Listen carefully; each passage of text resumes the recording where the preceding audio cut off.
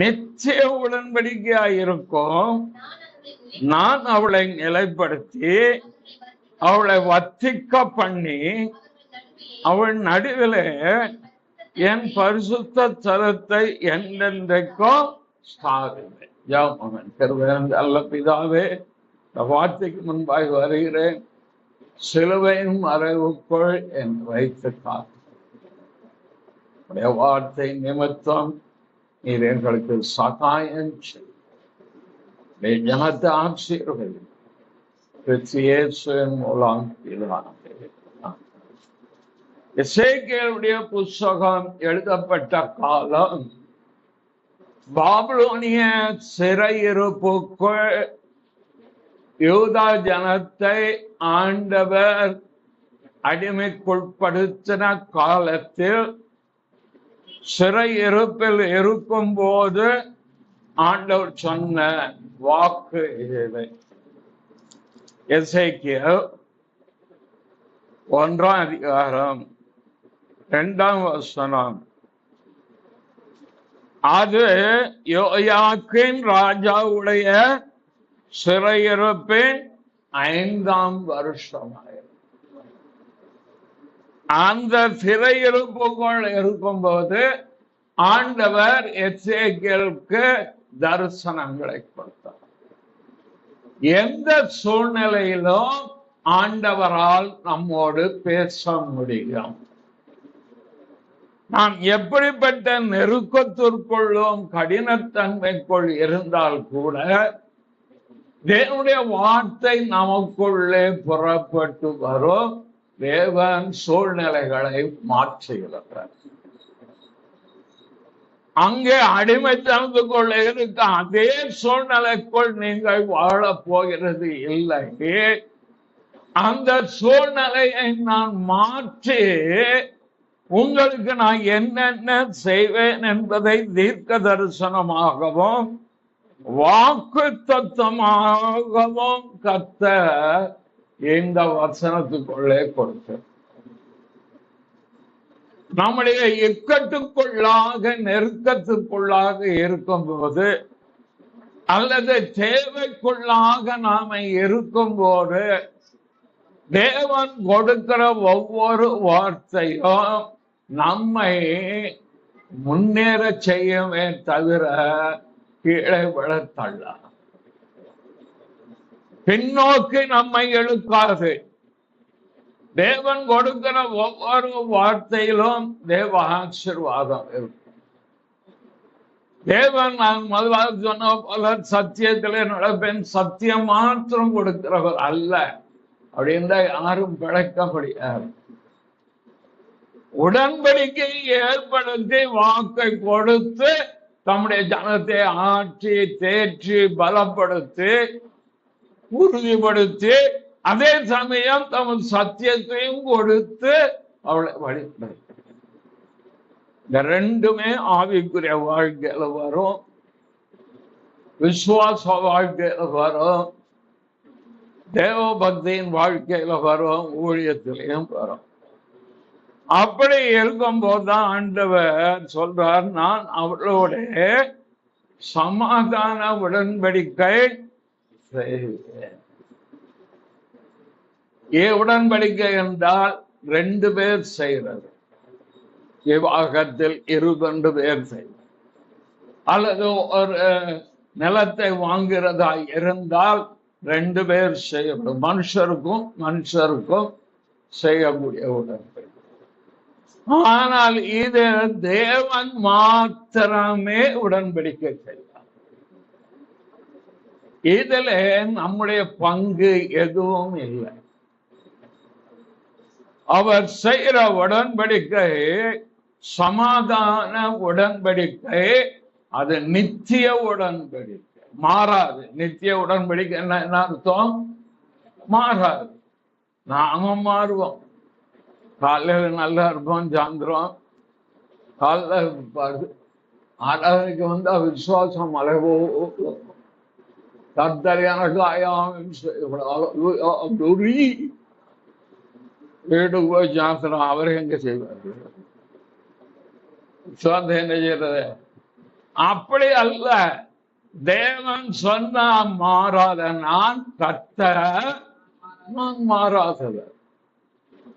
இயேசு கிறிஸ்து நேற்றும் என்றும் என்றும் மாறாதவர். ஆபிரகாமோட செய்த உடன்படிக்கைய கண்கூட பார்க்கிறோம். இஸ்ரவேல் தேசம் முதல்ல அந்த விசுவாசிக்க பழகுங்க. ஆபிரகாமோட தேவன் தான் உடன்படிக்கை செய்தார், ஆபிரகாம் செய்யல. ஆதியாகமம் 18 வீட்டுல போய் பார்த்து பாருங்க. அக்கறை துண்டங்களின் நடுவே அவர் கலந்து போனார்.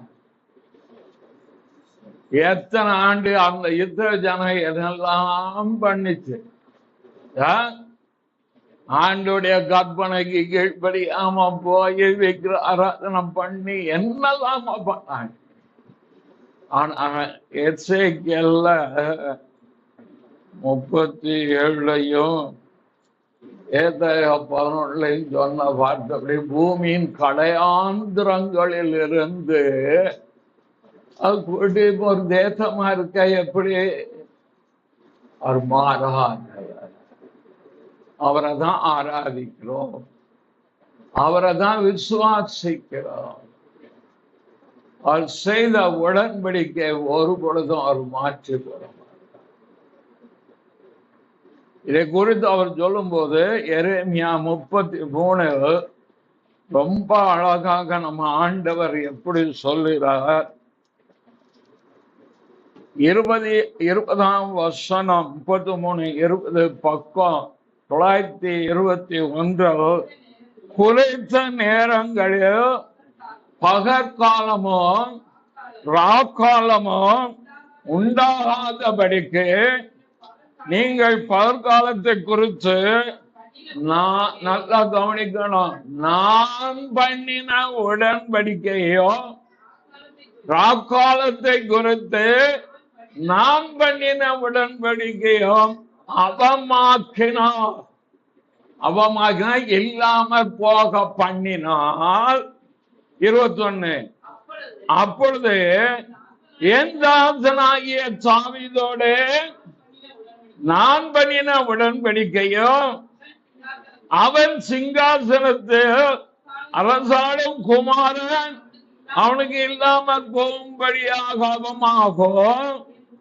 என் ஊழியக்காரராகிய லேவியரோடும் ஆசாரியரோடும் நான் பண்ண உடன்படிக்கை அப்பொழுது அவமாகும். அவர் பண்ணின உடன்படிக்கை, இந்த உடன்படிக்கையை ஆண்டவர் சொல்றார் அது சமாதான உடன்படிக்கை. இதை எங்க பண்ணினார்? சிலுவையில பண்ண. ஏசாயா 53ஆம் அதிகாரம் 5ஆம் வசனம் நம்முடைய மீறுதலின் நிமித்தம் அவர் காயப்பட்டு நம்முடைய அக்கிரமங்களின் நொறுக்கப்பட்டார், நமக்கு சமாதானத்தை உண்டு பண்ணும் ஆக்கினை தண்டனை அவர் மேல். ஆண்டவர் மனிதனோடு முதலாவது சமாதானம் பண்ணுவதற்கு புது உடன்படிக்கை அவர் செய்வதற்கு அவர் சிலுவையிலே அதை உண்டு. ஏன் மனுஷன் சமாதானம் இழந்து போனான்? நமக்கு தெரியும். ஆதியாகம புத்தகத்துல மீறுதலை நடப்பித்த போது தேவ உறவை இழந்து போனார். தேவ உறவை இழக்கும் போது அவர்கள் தேவ சமாதானத்தை அவனை இழந்து போனான். தெய்வீக சந்தோஷத்தை இழந்து போனான். தெய்வீக இழைப்பாறுதலை இழந்து போனான். தெய்வீக ஆறுதலை இழந்து போனான். தெய்வீக சுகத்தை இழந்து போனான். தெய்வீக பிரசன்னத்தை இழந்து போனான். வாழ்க்கை முழுவதும் பாவமும் அக்கிரமும் பிரச்சனையும் சண்டையும் சச்சரவும் கலக்கமும் ஒரு பக்கம் தேவனை தேடுகிறது, இன்னொரு பக்கம் தேவனை இல்லைன்னு சொல்ற ஒரு குரூப். ஆனா தேவனை தேடுகிறவர்களுக்கா தேவ சமாதானம் இருக்கா என்றால் இல்லை. ஏன் தேவனை தேடுகிறோம்? தேவனுடைய வழிகளில் நடப்பது. ஆகவே காலம் வந்த போது குமாரனிலே தன்னை வெளிப்படுத்தின தெய்வம் தேவன் மாம்சத்திலே வெளிப்பட்டு சிலுவையிலே சமாதானத்தை உண்டு. இதான் பவுல் எழுதும்போது, முதலாவது நாம் தேவனிடத்தில் சமாதானம் பெற்று, தேவ சமாதானத்தை நாம் பெறுவதற்கு ஒரே வழி நம்முடைய கிரியை அல்ல, தேவனே அதை நம்மளே செய்ய வேண்டும். ஒரு தனிப்பட்ட மனிதனுடைய வாழ்க்கை மிக முக்கியம். பணம் இருக்கலாம், அதிகாரம் இருக்கலாம், ஆட்சியில் அமரலாம், சமுதாயத்தில் பெரிய ஆளா இருக்கலாம், நினைச்சத வாங்கலாம், கொடுக்கலாம், அவனுக்குள்ள சமாதானம். அதுக்கு பேர் ஆண்டவர் சொல்லும்போது, என் சமாதானத்தை உங்களுக்கு வைத்து போகிறேன், என்னுடைய சமாதானத்தை உங்களுக்கு தருகிறேன், உலகம் கொடுக்கிற பிரகாரம் கொடுக்கிறது இல்லை. யோவான் 14:27, என் சமாதானத்தை உங்களுக்கு வைத்து போகிறேன், என்னுடைய சமாதானத்தை உங்களுக்கு கொடுக்கிறேன், உலகம் கொடுக்கிற பிரகாரம் நான் உங்களுக்கு கொடுக்கிறதில்லை. போதும், உலகம் சமாதானம் கொடுக்கத்தான் செய்யும், இல்லைன்னு சொல்ல. ஆனால் அது நிரந்தரம் அல்ல. இயேசு கிறிஸ்துவின் மூலம் உண்டாகிற ரட்சண்யம் இருக்க, பாபம் மன்னிப்பு, அதுலதான் அந்த சமாதானம் ஒளிந்து இருக்கிறார். ஏசு கிறிஸ்துவ விசுவாசிக்கும், நாங்க விசுவாசி, நாங்க பாடுவோம், ஆடுவோம், கொண்டாடுவோம், அதுக்கு மட்டும் ஆண்டவர் நம்மள ரட்சிக்கல. அப்போஸ்தலர் 26:18 202, அவர்கள் என்னை பற்றும் விசுவாசத்தினாலே ஒன்று பாவம் மன்னிப்பு, அதான் முதல்ல. இரண்டாவது பரிசுத்தமாக்கப்பட்டவர்களுக்குரிய சுதந்திரத்தை பெற்றுக் கொள்ளுதல். மூன்றாவது அவர்கள் இருளை விட்டு ஒளியினிடத்திற்கு, வெளிச்சத்தினிடத்திற்கு. 4 சாத்தானுடைய அதிகாரத்தை விட்டு தேவனிடத்தில் திரும்ப. இதான் ரட்சணியத்துக்குள்ள இருக்கு. சிலுவையில் அவர் மரித்து உயிர்த்தெழுந்த பாவம் மன்னிப்பாகிய மீட்புக்குள் இருக்கிறது. அதை தொடர்ந்து வருகிற காரியங்களில் சாத்தானுடைய அதிகாரத்திலிருந்து தேவனிடத்தில் திரும்பி இருக்கிறோம். தேவனிடத்தில் திரும்பி இருக்கிறோம் என்றால் என்ன அர்த்தம்? தேவ சமாதானத்தை பெற்றவர்களாக வாழ அழைக்கப்பட்டிருக்கிறோம். தேவ சமாதானம் ரட்சணியத்துக்குள்ளே தான் ரட்சிப்பு அவ்வளவு முக்கியம். சபையிலும் அல்லது ஒரு செய்தியில மறுபடியும் சிலுவையின் மேன்மை சொல்வதற்கு காரணம், இயேசு கிறிஸ்துவோட வந்தா வியாதியை நீங்கும், உண்மைதான் நீங்குது. இயேசு கிறிஸ்து நன்மை தருவார், உண்மைதான். இல்லைன்னு சொல்லல. அது எல்லாவற்றையும் பார்க்கல. எது தெரியுமா? ரட்சணியம் தான். அதை இழந்து போகிறார். ஆனால்தான் தாவீது சொல்றார், ரட்சிப்பின் சந்தோஷத்தை எனக்கு திரும்பவும் தந்து. அரசர் தானே, ராஜா இல்லையா? ஆடு மேய்த்து கொண்டிருந்தவனை ஆண்டவர் அரசாங்கம் தூக்கி கொண்டு போய் உச்சல உட்கார வச்சுட்டாரு. தான் முதல் பேர் சபா வரும் 12 கோத்திரத்தை ஆளுகை செய்கிற இடத்துல வச்சிருக்கிறவரு அவர் ஆண்டோட ரட்சிப்பின் சந்தோஷத்தை திரும்பிய கேட்க. ஏன்னா அந்த ரட்சிப்பின் பாத்திரம் இருந்தால்தான் நம்முடைய நாமத்தை தொழுது கொள்ள முடியும். சொல்றாரு, ரட்சிப்பின் பாத்திரத்தை எடுத்துக்கொண்டு உடைய நாமத்தை நான் தொழுது கொள்கிறேன். ஆண்டவரை ஆராதிக்க வந்திருக்கிற நம்முடைய வாழ்க்கையில எல்லாரும் ஜபம் பண்ணலாம், யாரா இருந்தாலும் ஜபம் பண்ணலாம், எல்லாரும் ஆராதிக்க முடியாது. கிறிஸ்து இயேசுவின் ரத்தத்தின் மூலம் மீட்கப்பட்டவள்தான் தேவனுடைய நாமத்தை தொழுது கொள்ள முடியும். அந்த ரட்சிப்பின் பாத்திரத்தை எடுத்துக்கொண்டுதான் கர்த்தரை ஆராதிக்கிறோம். ரத்தத்தின் உடன்படிக்கைக்கு உட்பட்டு, அந்த சமாதான உடன்படிக்கைக்கு உட்பட்டு இருக்கும் போதுதான் ஆண்டவரை தொழுது கொள்ள ஆரம்பிக்கும். ஆண்டவரை ஆராதிக்கும் போது நடக்கிற காரியம் என்ன தெரியுமா? நம்முடைய ஆவி, ஆன்மா, சரீரம் மூன்றிலும் தேவனுடைய கிரியை வெளிப்படும். சரியாக கர்த்தரை நீங்கள் ஆராதிப்பீர்களானால், உங்க வீட்டு ஆராதிச்சாங்க, ஜப கூட்டத்தில் ஆராதித்தாலும் சரி, சபையா கூடி வரும்போது ஆராதித்தாலும் சரி, அதுக்குதான் ஆராதனைக்கு முக்கியம் கொடுத்து சீக்கிரம் வாங்க வாங்க சொல்றேன். பக்தப்பட யாருக்கு மனதில் வைத்து சொல்ல, வேலை இருந்தா பரவாயில்ல, அது வேற விஷயம். காரணம் ஏன் சொல்றான் தெரியுமா? துவக்கம் முதல் முடிவனுக்கு கண்கள் மற்ற சபை மாதிரி இங்க கிடையாது. புரிஞ்சுக்கோங்க. தேவனை ஆராதிக்க அவரை வரவேற்று தேவ சமூகத்துல ராமுழுதும் ஜெபித்து, கர்த்தாவே ஜனம் வரும், நீர் வரணும், நீர் வந்தாதான் என் ஜனங்கள் ஆசீர்வதிக்கப்படுவாங்க.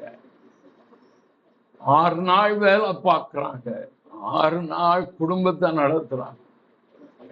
எதை எதை சந்தித்தார்கள் என்பது எனக்கு தெரியாது.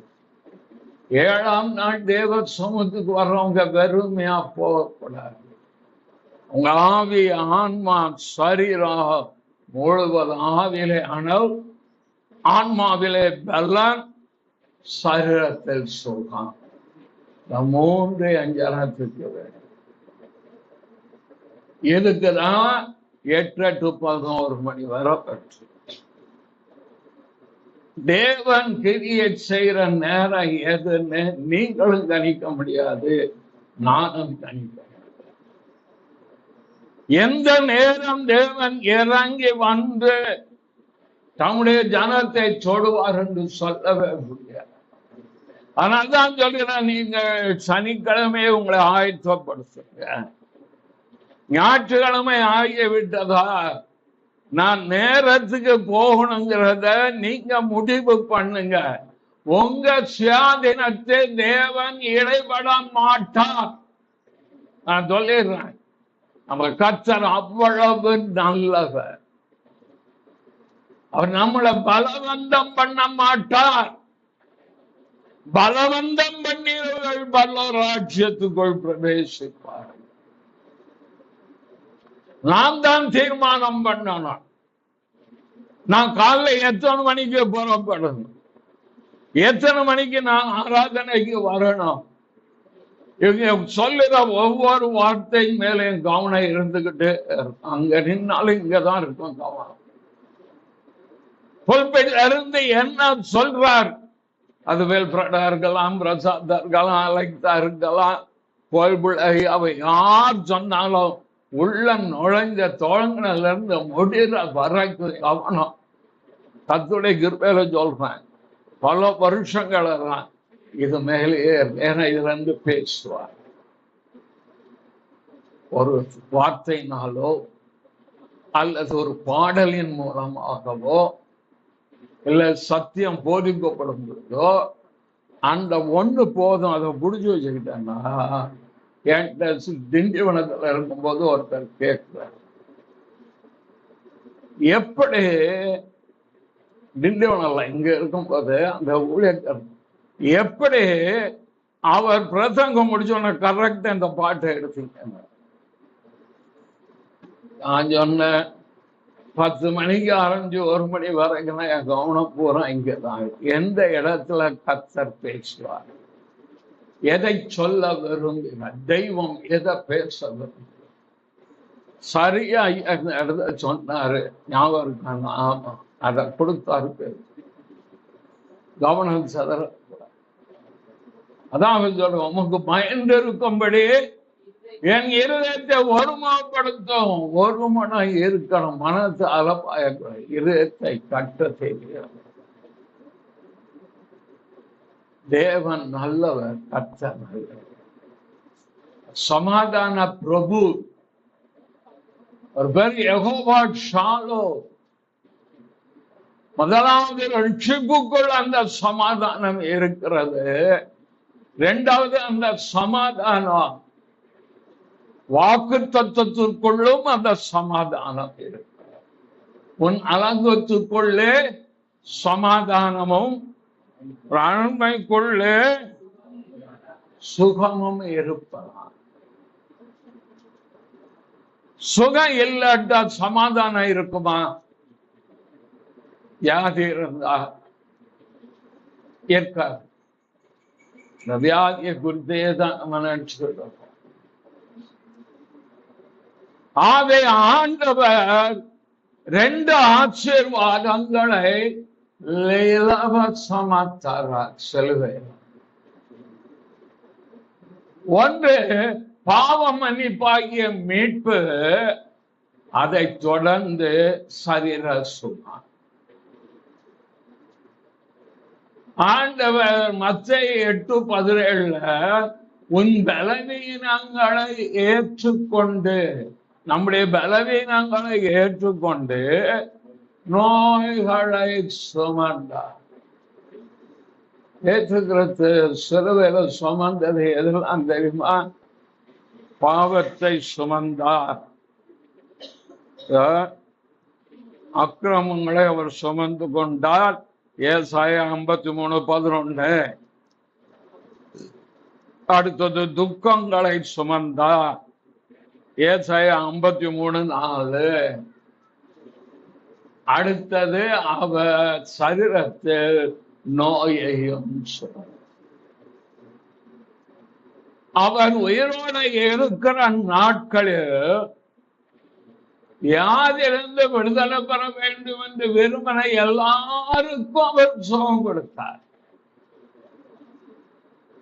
என்னுடைய ஜெபம், ஆண்டவரே, நான் சமாதானத்தோடு வாழ்கிறது மாத்திரமல்ல, சுகத்தோடும். ஏன்னா ஊழியக்காண்டிய சுகத்தை விரும்புகிற கர்த்தர். அவருக்கு ரொம்ப விருப்பம் இருக்கான். என்ன விருப்பம் இருக்கு? ஊழியக்காண்டிய சுகமா இருக்கணும். சங்கீதம் 35:27 நடுப்பகுதியை தமது ஊழியக்காண்டிய சுகத்தை விரும்புகிற கர்த்தர். அப்படி ஆனால் நாம் சுகமோடு இருக்க வேண்டும் என்பது என்னுடைய விருப்பம்.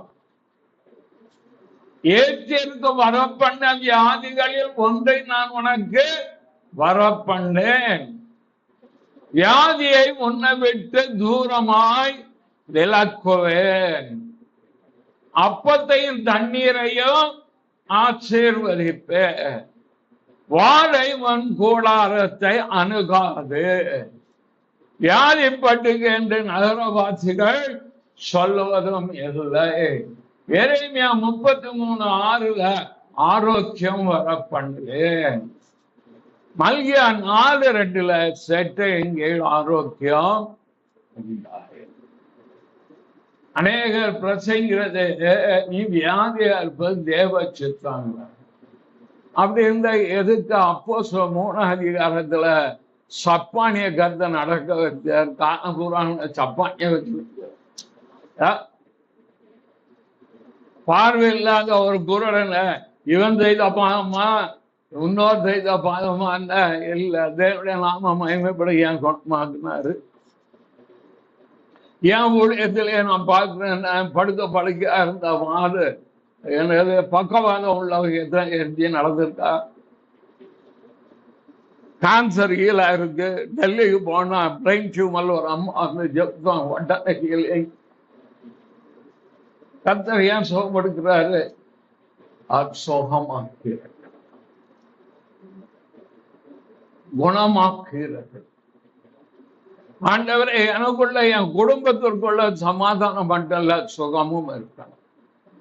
மகனுக்கு, மருமகளுக்கு, பேத்திக்கு, மனைவிக்கு, மகளுக்கு, அந்த தலைமுறைக்கு சுயநலமத்து உனக்கும் உன் குடும்பத்துக்கு மட்டும்தான் இல்ல. என் சபையை தேடி வந்து உட்கார்ந்து நான் சொல்றத கேட்காங்க. நல்ல வார்த்தை வாயில வருது, எவ்வளவு கடிந்து பேச எல்லாம் கேட்கிற இந்த ஜனங்களுடைய குடும்பத்திற்குள்ளும் சமாதானமும் சுகம். இதுதான் என் ஜபம். உட்காந்து என்ன சொல்ல மாட்டேன், உங்களுக்கு தான் சொல்லும். ஆண்டவரே சமுத்திர தேடி வந்து பின்ன வந்தீங்க, நான் குட்டா சொல்ல உங்களுடைய வசதி. ஆனா வந்த பிறகு ஆண்டவரே இந்த ஜனத்துக்கு சமாதானமும் வேணும், சுகமும். சுகம், பலன், ஆரோக்கியம், தீர்க்காயுசு. ஆண்டவரே இந்த ஜனம் நல்லா வாழ்ந்து இருக்கும். என் விருப்பம் தான், இந்த குடும்பங்கள் நல்லா வாழ்ந்து இருக்கும், சுகத்தோடு இருக்கும், ஊழியக்கான் நல்லா விரும்பும். அந்த குடும்பங்களுக்கு உடைய ரட்சணியம் இருக்கும், சந்தோஷம் இருக்கும். இந்த பிள்ளைகள் எதையும் தேடி அலையக்கூடாது. இந்த குடும்பத்துக்கு படிப்பு, உயர் படிப்புக்கு, கல்விக்கு கர்த்தர் நீ தேடி கொடுக்கணும், வேலை தேடி வரணும், திருமணம் ஓடோடி வரணும். எதுக்கும் அலையக்கூடாது, ஏன்னா அது ஆசீர்வாதம். இதை கர்த்தர் நீ செய்யணும். அப்ப ஆண்டவர் சுகம் இருந்தால் என்ன உண்டாகும்? சமாதானம் உண்டாயிரும். தேவன் அதை கொடுத்திருக்கிறார் ஐயா. சிறுவையில எனது உயிரோட இருக்கார் ஐயா. ஏசு உயிரோட இருக்கார். அதனால்தான் நானே நீ எனக்குலாம் எவ்வளவு பலவீனம் தாக்கும் தெரியுமா? இந்த பலவீனத்தின் நடுவில் ஒரு பலன் வரும், அது எந்திரிச்சு ஓட வச்சு. 20ஆம் தேதி சிவகங்கா போனோம், நானே இவரும் போறோம், அலைச்சு போறோம். ஊழியர் கருத்தர் தேவ பலனாக தான் போக முடியும். சுகம். ஆண்டவர் ஏசாயா தீர்க்கதரிசன புஸ்தகத்துல அவர் சொல்லும் போது, நீ என் கற்பனையை 48:18 பக்கம் 855 என் கற்பனை கவனித்தாயானால் நலமாயிருக்கும், அப்பொழுது உன் சமாதானம் நதியே போப்போது. ஐயா, உன் குடும்பத்திற்குள்ள, உங்கள் குடும்பத்திற்குள்ள, உங்களுடைய வேலைக்குள்ள, உங்க எழுதைக்கு சமாதானம் நதிய போல ஓடணும்னா நீ என் கற்பனைகளை கவனித்துக்கோ. அவருடைய கற்பனைகள் பாரமானவைகளும் அல்ல, ரொம்ப எளிமையான கற்பனை. ஆண்டவர் வருஷந்தோறும் இல்லாத வாழ்நாளில் ஒரு நாள் நீ எருசலேமுக்கு போய் அங்கே கல்வாரின் சிலுவையில் நினைத்த இடத்துல நீ நின்று தரிசித்து வந்தாதான் உனக்கு பரலோகம்னு சொன்னாங்க. சொல்ல முழு இருதயத்தோடு, முழு ஆத்மாவோடு, முழு பலத்தோடு, முழு சிந்தையோடு, முழு ஆவியோடு தேவனாகிய கர்த்தரை அன்பு கூறுவார். எங்க இருக்கு? எண்ணாகமம் உபாகமம் 6ஆம் அதிகாரம் 5ஆம் வசனம் பக்கம் 231. நீ உன் தேவனாகிய கர்த்தரிடத்தில் உன் முழு இதயத்தோடும் முழு ஆத்துமாவோடும் முழு பலத்தோட அன்பு கூறுவாயாக. பிறகு மார்க் 12:29-30 வந்தா சிந்தனைகளோடும் ஆவியோடும். சரி, 2வது கற்பனை என்னது? உன்னிடத்தில் அது எங்க இருக்கு? லேவியராகமம் 19ஆம் அதிகாரம். எல்லாம் மறக்க கூடாது. ராத்திரி 12 மணிக்கு தட்டி எடுத்து கேட்டா சொல்லணும். என்ன மனசுல எப்போதும் வச்சு, ஆண்டவரே காலைல சொன்ன தயவாய் இதுபடி நடக்க எனக்கு உதவி செய்யும். லேவியம் 19:18 பின்பது உன்னில் நீ அன்பு கூறுவது போல பிறனிலும் அன்பு கூறுவார். 3வது ஒண்ணு சொன்னாரு, ஞாபகம் இருக்கா? யார் சொல்றாங்களோ அவங்களுக்கு ₹1 தரணும். மறக்க கூடாது. என்ன? யோவான் சுவிசேஷம் 13ஆம் அதிகாரம் 34ஆம் வசனம். நீங்கள் ஒருவர் அன்பாயிருங்கள், நான் உங்களில் அன்பாயிருந்த போல ஒருவர் அன்பாயிருங்கள் என்கிற புதிதான கட்டளை உங்களுக்கு கொடுக்க. ஏன் இதை கொடுத்தான்னு ஒருத்தர் என்கிட்ட கேட்டார். இப்ப நான் சொன்னேன், பிறனிடத்தில் அன்பு கூறினா பக்கத்து வீட்டுக்காரன்ட்டு அன்பு கூறுவான், மனைவிட்டு அன்பு கூறுமா?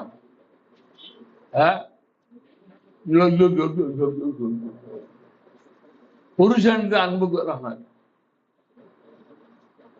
சினிமா நடிகன்ட்டு ஐ லவ் யூமா, ஐ லவ் யூம்பா. நடிகன் புருஷனை நாய் கறி கட்டி. இவன் அடுத்த ஆட்டு அன்பு கூறுவான், மனைவிட்டு அன்பு கூறுவான், பிள்ளைகிட்ட அன்பு. பிற சபையார்கிட்ட அன்பு கூறுவாங்க, ஆனா ஒரே பந்தியில இருக்கவன்ட்டு அன்பு கூறுவாங்க.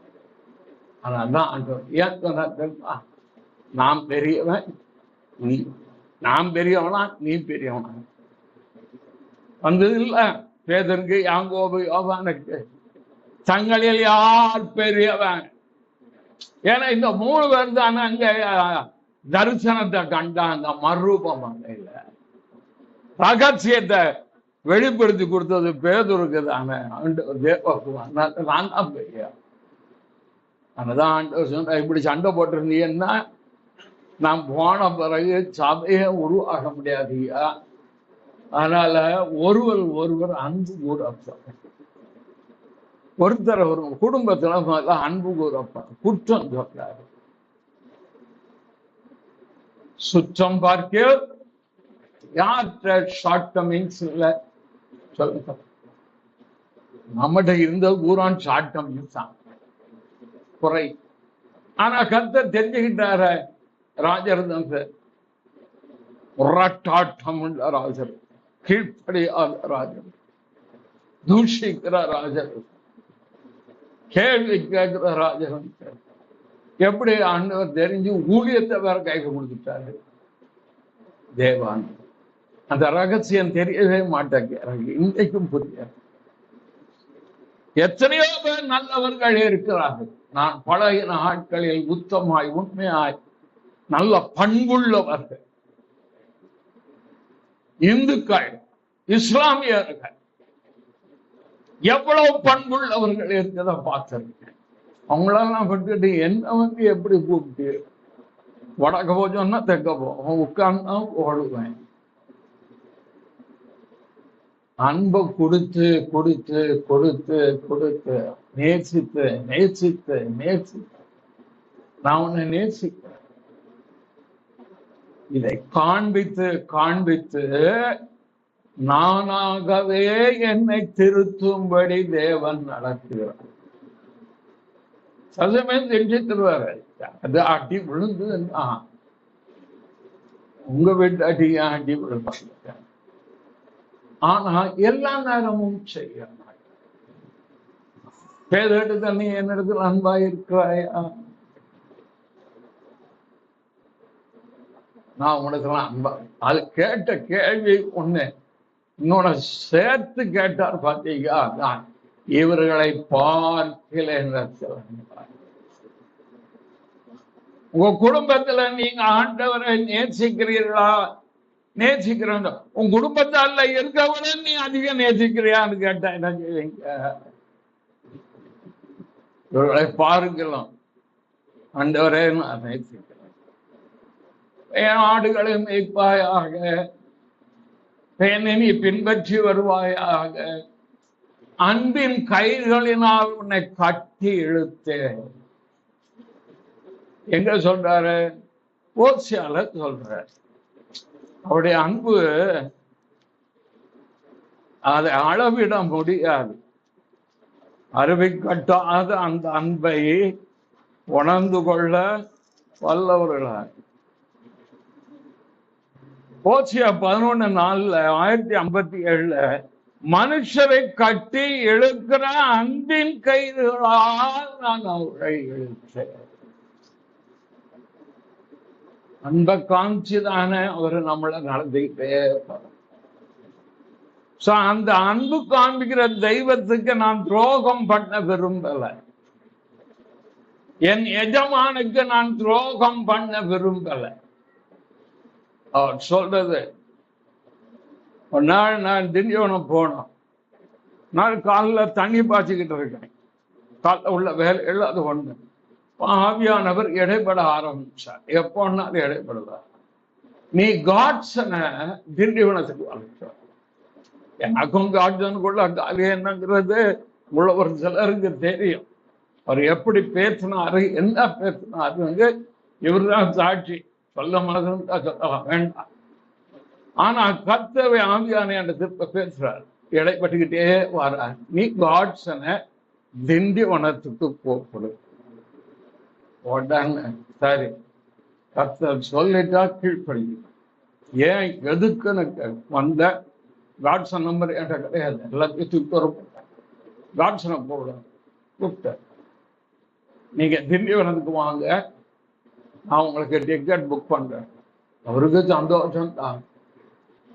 ஐயா ஐயா கூப்பிட்டாரு, எல்லாரையும் கூப்பிட்டு சொல்லிட்டாரு. ஐயா என்ன திண்டிவனத்துக்கு வந்தார், பேசணும். நான் கொடுக்க செய்தியை கேட்டா ஒரு நல்லா காணிக்கை கேட்ட கொடுத்து போட்டு. தேவன் ஏன் அது இடைப்பட்டார் என்று எனக்கு இதுவரைக்கும் தெரியாது. ஆனால் கர்த்தர் அன்பின் கயிறுகளால் கட்டி, ஏன் தெரியுமா? மத்திய சுவிசேஷம் 5ஆம் அதிகாரம் அதுல என்ன இருக்கு? சமாதானம் பண்ணுகிறவர்கள் பாக்கியவான்கள், அவர்கள் தேவனுடைய புத்திரர் எனப்படுவார்கள். சமாதானம் நிலைத்திருக்கணும். 9ஆம் வசனம், சமாதானம் பண்ணீர்கள் பாக்கியவான்கள் தேவனுடைய புத்திரர். உன்னத்தான அவன் பேசினாரு, நீ சரியில்லைன்னு தானே அவர் சொன்னாரு. அவன் ஊழியன் சரியில்லைன்னு சொன்னார்னா அது என்ன சொன்னார்? நீ செய். இதான் ஆண்டவர். பின்னால்தான் சொல்லி தருவாரு, முதல்ல சொல்லி தருவார். சமாதானம் பண்ணீர்களாக நீங்கள் இருந்தார் அவரை கண்ட பேர்கிட்ட அப்படி இருக்கார். ஒரு கட்டம் வரும்போது ஆண்டவர் ஒரு நாள் இந்த வசனத்தை வச்சு ஆராதனையில பேசினார். சமாதானம் பண்ணணும். வாய்ப்பு வரும்போது பண்ணிடுறான். உடனே ஒப்பு கொடுத்துடணும். அதாவது என் வாய்ப்பு தரும்போது கண்டிப்பாக நான் தானோட சமாதானம் பண்ணிடுறேன். காணிக்கை செலுத்த நீ வரும்போது உன் சோனுக்கு ஒன்பதில வருத்தம் உண்டு நீ நினைப்பாய். ஆனால் காணிக்க வச்சுட்டு போய் சமாதானம் பண்ணிட்டு வாங்க. நான் காணிக்க போட போகும்போது அவர் அமெரிக்கால இருக்காரு. நான் எப்படி சமாதானம் பண்றதுன்னா முதல்ல சமாதானம் பண்ணிடணும். ஆண்டவரே அடுத்த வாய்ப்பு வரும்போது நான் அவரோடு சமாதானம் பண்ணுவேன். இங்க பண்ணிட்டேன்னா கிருபை கிடைச்சிரும், காணியை போட்டுட்டு போயிடலாம். அவர் அமெரிக்காவிலிருந்து வரும்போது நாம் அவரோடு தொடர்பு கொண்டு பார்த்து சமாதானம். இதுதான் சார் லைஃப். அப்போ தேவ சமாதானம் எங்களை ஆளுகை செய்து நீங்க சமாதானம் உள்ளவர்களாய். மத்தேயு 5:3-10 வரை எடுத்து வார்த்தை ஜோம் பண்ணி, நல்லவரே இதே போல நான் வாழ விரும்புறேன்னு சொல்லுங்க. முதல் வசனமே ஆவியில எழுத பாக்கியவான்க பல்லவராஜ்யம் அப்படி போல இதுபோல வாழ விரும்பி ஓ தெய்வமே எனக்கு உதவி செய்யும் அப்படி கண்ணீரோட சோமனுங்க. ஒரு வாரத்துல காலவாசல்ல தூக்கி போட்டுருவேன். முழுக்குள்ள தூக்கி போட்டுருவேன். என்ன ஆண்டவரே ஆவில் எழுப்ப என்ன நினைச்ச? ஈகோ இல்லாத என்னால்தான் அந்த குடும்பம் நடக்கும், என்னால்தான் அந்த சபை போது, என்னால்தான் ஓட்டைப்பார். நான் அல்லங்கிற இடத்துக்கு நடத்துவார் பாருங்க. உள்ளுக்குள்ள இருக்க எல்லா குணமும் கழுசலையும் அழுக்கும் சாக்கடையும் வெளியே போறோம். என்ன நடத்தினார்? நான் சும்மா ஒன்றும் பிரசங்கம் பண்றேன். இதுபோல் வாழ எனக்கு உதவி செய்யும். சிலருக்கு 8 வாழ. 8க்கும் என்ன நடத்தினா சமாதானம் பண்ணி சுயம் உடைய நான் அல்லங்கிற இடத்துக்குள்ள வா. என்னால் தான் சொல்லாத குடும்பமா இருந்தாங்க, ஊழியமா இருந்தாங்க, கர்த்தரால் மாத்திரம். யோசேப்பு நான் அல்ல, தேவனே மங்களம். தானியேல் சொல்றார், எனக்கு ஞானம் அறிவு உண்டு இருக்கிறது என்பதனால் அல்ல, கர்த்தர் வெளிப்படுத்தினார். அதுதான் தேவ பக்தி உள்ள தேவ மனுஷர் சொல்கிறார். வாழ்க்கையின் முறை ஏன்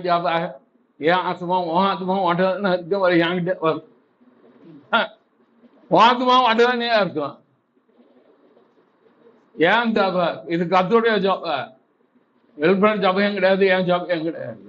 ஏசுநாதர் சபை சேர் ரத்தத்தால் உங்களை சம்பாத்தி என் கையில கொடுத்து வச்சிருக்காரு. இத மெயின் நிச்சயத்துக்கு கொண்டு போறதுக்கு என்ன வழி உண்டோ சொல்லிட்டே இரு. நானும் போனோம், உங்களை தூக்கிட்டு போனோம். இல்லைன்னா பரிதமாயிரும் தெரியுமா? நீ செத்தான், என் கையில செத்து உன் ஜனம் என் கூட நடக்கும். வெளிப்படுத்த 3 வார்த்தை ஒளிய கண்ணாப்புல பல்லவத்துல அங்க டிக்கெட் போட்டு வச்சிருக்காங்க. ஒழுங்கா இல்லைன்னு சொன்னா விசுவாசம் மேல கொண்டு போயிட்டு ஊழியக்காரங்கள் வெளிப்படுத்தல இருக்கு. நீங்க ஊழியக்காரன் பல்லவத்துக்கு போயிடுவாங்க நினைக்கிறோம். முன்னாடி நின்று ஆடி கீழே பாண்டனம் அறிவருக்கு வெறுக்கிற பாட்டின் இறைச்சலை நிறுத்து. செய்வது பூரா அக்கிரமா, அடுத்தவன பகைக்கிற, பொறாமப்பட, கசப்பு, உள்ளுக்கெல்லாம் ஆட்டம், வெளியே பாட்டம். சொல்றதுக்கு வருவனே சமாதானம். இவரே நான் சமாதானம். மனைவியோட ஒப்புரவாங்க, புருஷனோடு ஒப்புரவாங்க, பிள்ளைகளோடு ஒப்புரவாங்க, சம்பந்தி கூட ஒப்புரவாங்க. பண்ணி பாருங்க சார். கர்த்தர் கிரியை செய்யறாரா இல்லையாங்கிறது பரவ சொல்லுங்க. ஏத்துக்கிறது இன்னைக்கும் உயிரோட இருக்கா, நேற்றும் இன்றும் என்றும் மாறாதவர். சமாதானம் அது எல்லா புத்திக்கும் மேலான தேவ சமாதானம் வரணுமா? பிலிப்பியர் 4ஆம் அதிகாரம் அதுல இருக்கு. கவலையெல்லாம் சோதரத்துடைய ஜபத்தினால் தேவனுக்கு தெரியப்படுத்துங்க. பிலிப்பியர் 4 வாசிங்கயா 6ஆம் வசனம். ஒன்றுக்கும் கவலைப்படாமல் எல்லாவற்றையும் ஸ்தோத்திரத்தோடு தேவனுக்கு தெரியும். இத பழக்கப்படுத்திக் கொள்ளுங்க. வாழ்க்கையில இத பழக்கப்படுத்த எல்லாவற்றையும் குறித்து கிறிஸ்து இயேசுவின் மூலமாய் தேவனுக்கு தெரியும். என் வாழ்க்கையில கர்த்தர் எனக்கு பழக்கப்படுத்தி கொடுத்தது எதுவோ அதை உங்களுக்கு கற்றுத்தார். காலைல எந்திரிச்சோமா அன்னைக்கு உள்ளத பூரா சொல்லு. அன்னைக்கு நான் போனோம், முடிக்கணும், வரணும், சாயங்காலம் இப்படி போகணும், ராத்திரி நாள் முழுக்குரிய கிருபை எல்லாவற்றும் குடும்பத்திலேயா பிள்ளைக்கு என்ன வேணும் அதையும் சொல்லு. மழைக்கு என்ன வேணும் சொல்லு. ஊழியத்துக்கு என்ன வேணும் 20,000 தேதி போகணும், ஒரு 20,000 ரூபாய் வேணும், அவ்வளவுதான். அதையும் சொல்லியாச்சு. எல்லாவற்றையும் குறித்து சொல்ல சொல்ல எல்லா புத்திக்கு மேலான தேவ சமாதானம் அதுதான் முக்கியம். சிந்தைகளை கிறிஸ்தேசுகளா காத்துக்கலாம். கர்த்தர் உன்னை காக்கிறார், உன் ஆத்மாவை காப்பார், போகியம் வர்றது இதுவும் காப்பார். சிந்தனை அலக்களிக்கப்படுத, சிந்தனையில போராட்டம் வருத. என்னவோ முடியுமோ, ஒரு 11 மணிக்கு முடிப்பாரா, போற கூட காமன் நேரம் எடுத்துருவாரா,